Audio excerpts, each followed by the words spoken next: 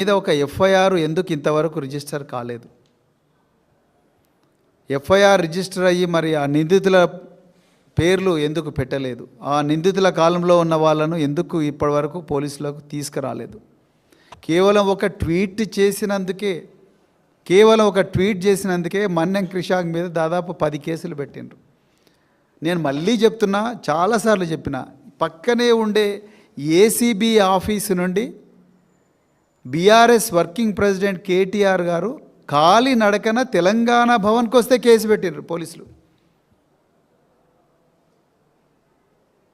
ఈ రాష్ట్రం అప్పుల పాలైంది, దొంగల పాలైంది అని ట్వీట్ చేసినందుకు కేసు పెట్టిండ్రు. ఉస్మానియా యూనివర్సిటీలో ప్రిన్సిపల్ యొక్క మెమోను, ఒరిజినల్ ఆయన ఇచ్చిన మెమోను ట్వీట్ చేస్తే దాని మీద కూడా కేసులు పెట్టిండ్రు.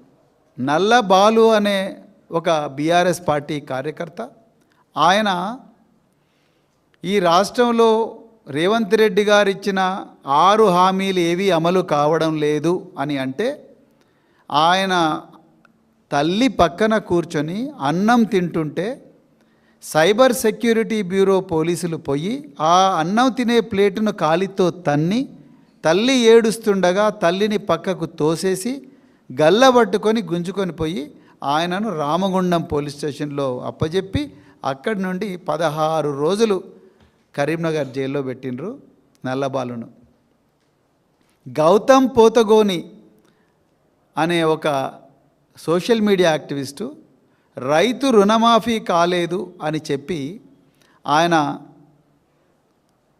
ఒక వీడియో చేసి రైతుల పక్షాన నిలబడితే ఆయనను హైదరాబాద్ ఇంటర్నేషనల్ ఎయిర్పోర్ట్లో దిగంగానే పట్టుకొని పోయి జైల్లో పడేసిండ్రు.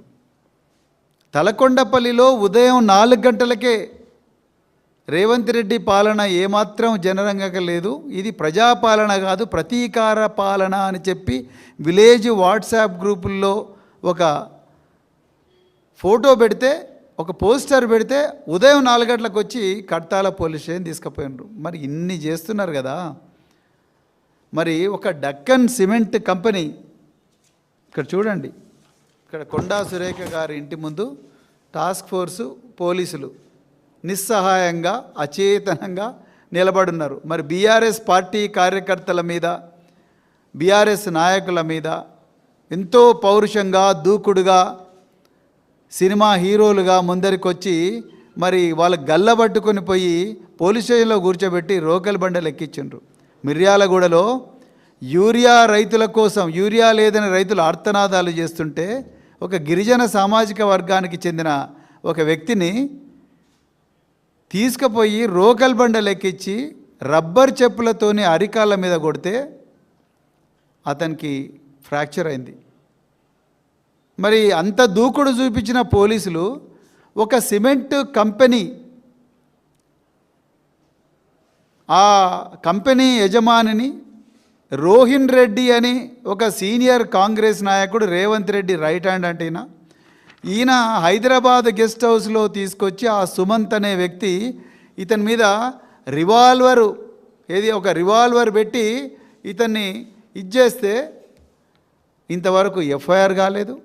టాస్క్ ఫోర్స్ పోలీసులు నిందితుడు ఆ మంత్రి గారి నివాసంలో ఉన్నా అని చెప్పి తెలిసినా కూడా ఆయన పట్టుకోలేని పరిస్థితి. ఇంతకన్నా ఘోరమైన శాంతి భద్రతల పరిస్థితి ఏముంటుంది దేశంలో? ఒకసారి ఆలోచించాలి.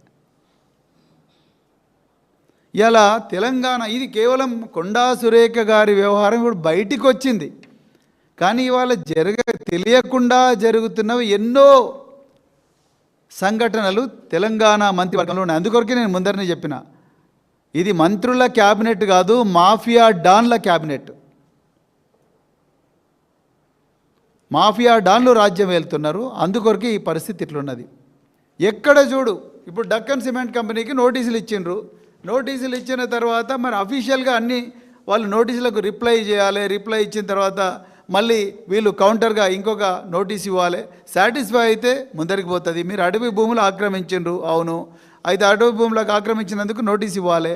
అవన్నీ